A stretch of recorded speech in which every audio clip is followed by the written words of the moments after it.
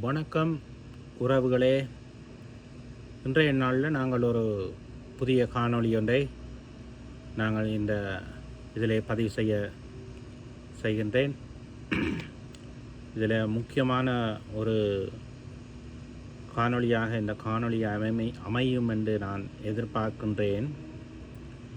மக்களுக்கு மகிழ்ச்சியான ஒரு செய்தி, அதுவும் வட மாகாண மக்களுக்கு தலைமன்னார் துறைமுகம் நிர்மாணிப்பதற்கான முதலீட்டாளரை தெரிவு செய்வதற்கான விலை மனு கோரப்பட்டுள்ளது. அது எந்த அமைச்சுக்குள்ளால் இந்த விலை மனு கோரப்பட்டிருக்கிறது என்று சொன்னால், துறைமுகம் மற்றும் சிவில் விமான அமைச்சு இதனை தெரிவித்துள்ளது. அதாவது ஜப்பான் நாட்டிடமிருந்து இதற்கான ஒப்பந்தம் எதிர்பார்க்கப்படுகின்றது. தலைமன்னார் துறைமுகத்தை நிர்மாணிப்பதற்கான முதலீட்டு தெரிவு செய்வதற்கான விலை மனு கோரப்பட்டிருக்கின்றது. இதை ஜப்பானிடத்திலிருந்து எதிர்பார்க்கின்றார்கள். இது தலைமன்னார் பிரதேச மக்களுக்கும் பெரும் மகிழ்ச்சியாக இருக்கும் என்று சொல்லி நான் எதிர்பார்க்கின்றேன். அன்பார்ந்த தலைமன்னார் பிரதேச வாழ் மக்களே, உங்களுக்கு நீண்ட காலத்துக்கு பிற்பாடு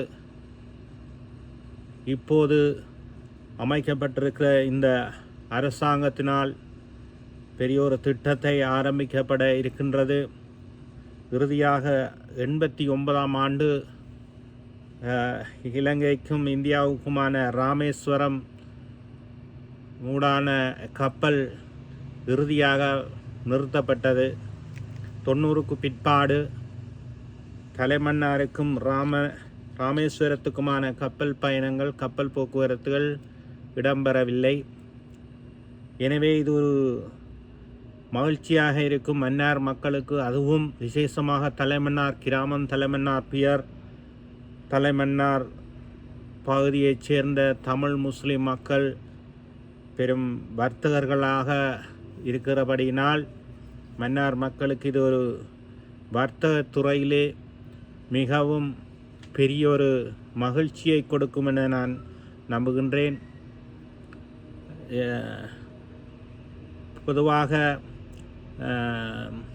இந்த கப்பல் துறைமுகம் நிர்மாணிக்கப்பட்டு ராமேஸ்வரத்துக்கும் தலைமன்னாருக்குமான இந்த கப்பல் சேவை ஆரம்பிக்கப்படும் என்று சொன்னால், அநேக மக்கள் இலகுவாக இந்தியா சென்று வரக்கூடிய வாய்ப்பு அதிகமாக இருக்கின்றது. அநேக மக்கள் சென்று வருவார்கள். அதிலும் மன்னார், வவுனியா மற்றும்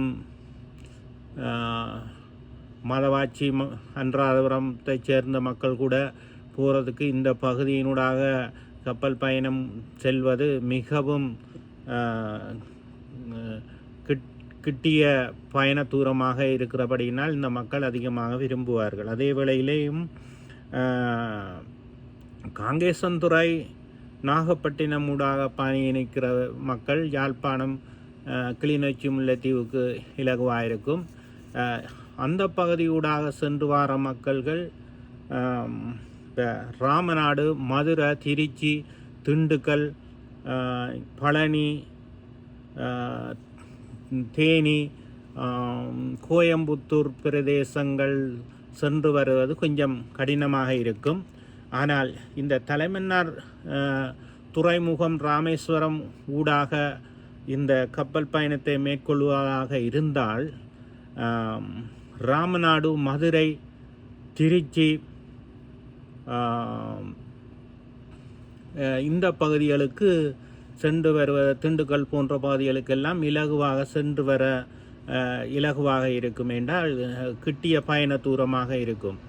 எனவே இந்த மக்களுக்கு இந்த தேவையை இந்த அரசாங்கம் பூர்த்தி செய்து கொடுக்குமா இருந்தால் இந்த மக்கள் மகிழ்ச்சியடைவார்கள், இந்த அரசாங்கத்தையும் வரவேற்பார்கள்.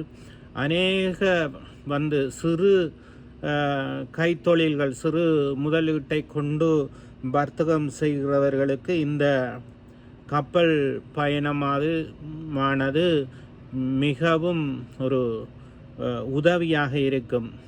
இந்தியா சென்று தங்களுக்கு தேவையான தங்களுடைய திருமணங்களுக்கு தங்களுடைய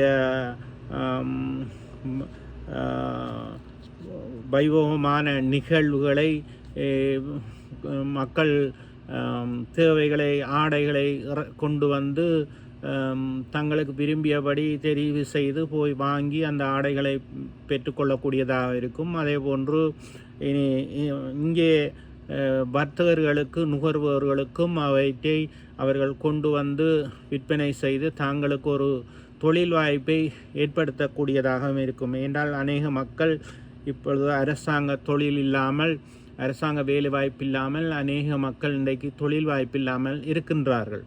அப்படிப்பட்ட மக்களுக்கு இப்படியான ஒரு சூழ்நிலை உருவாகி இப்படியான ஒரு நிலைமை உருவாகுமாக இருந்தால் அநேக மக்கள் ஒரு தொழில் வாய்ப்பையும் தங்களுக்கு தாங்கள் ஒரு சிறிய வர்த்தகத்தை ஆரம்பிக்கக்கூடிய ஒரு இயல்பு நிலை கண்டிப்பாக இந்த மக்களுக்கு உருவாக்கப்படும். எனவே இந்த அரசாங்கம் அதை தொடர்ந்து விரைவாகவும் காலதாமதமின்றி இந்த துறைமுகம் மற்றும் சிவில் விமான அமைச்சு இதனை தீர்க்கமாக விரைவாக செய்து கொடுக்குமாக இருந்தால் இந்த அரசாங்கத்துக்கு ஒரு நல் மதிப்பையும் ஒரு பாராட்டுதலையும் மக்கள் இந்த அரசாங்கத்தை ஒரு கவர்ந்த மக்களாக இருப்பார்கள். நிச்சயம் எதிர்கொள்ள இருக்கின்ற ஒரு பாராளுமன்ற தேர்தலிலே கூட இந்த வேலை திட்டம் ஓரிரு வருடங்களுக்குள்ளே முடிந்து விடாது. ஆனால் இந்த வேலை திட்டம் ஆரம்பிக்கப்பார்களாக இருந்தால் கூட அந்த மக்கள் அந்த ஆவலோடு இருப்பார்கள். அந்த அரசாங்கத்தை மேலும் வலுவூட்டுவார்கள். இந்த அரசாங்கத்துக்கு மேலும் வலுப்படுத்துவார்கள். எனவே இந்த மக்களுடைய நீண்ட காலத்துக்கு பின்னரான இந்த எதிர்பார்ப்புகள் நிறைவேற்றப்படும். இந்த மக்கள் யாழ்ப்பாணம் சென்று காங்கேசந்துறை ஊடாக நாகப்பட்டினம் சென்று கப்பல் பயணத்தை மேற்கொள்வதை விட இது இப்பகுதியில் வாழுகின்ற மக்களுக்கு மிகவும் ஒரு ஒரு குறுகிய தூர பயணமாக இருக்கும்.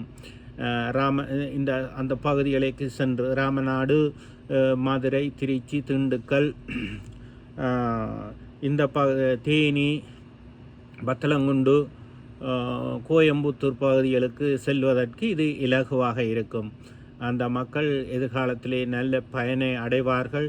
இந்த செய்தியை கேட்கும் பொழுது மன்னார் வாழ் மக்கள், விசேஷமாக தலைமன்னார் பிரதேச மக்கள் பெரும் மகிழ்ச்சியாக இருப்பார்கள் என்று நான் எதிர்பார்க்கின்றேன்.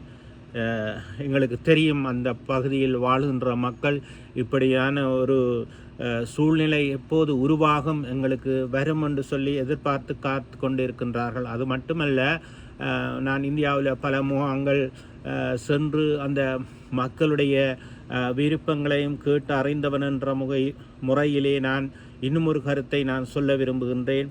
அந்த பகுதி வாழ் மக்கள் எப்போது நீங்கள் உங்கள் சொந்த நாட்டுக்கு இலங்கை திரும்புவீர்கள் என்று கேட்டால் அவர்கள் சொல்லுவார்கள், எங்களுக்கு தலைமன்னார் ஊடாக எப்போ கப்பலோட வலிக்கிறதோ அப்பொழுது தான் நாங்கள் எங்களோட சொந்த நாட்டுக்கு திரும்புவோம், எங்களோட உடைமைகளை எல்லாம் நாங்கள் ஏற்றிக்கொண்டு எங்களோட நாட்டுக்கு போய் சேருவோம் என்று அப்போது அந்த மக்கள் கருத்து கூறியிருந்தார்கள்.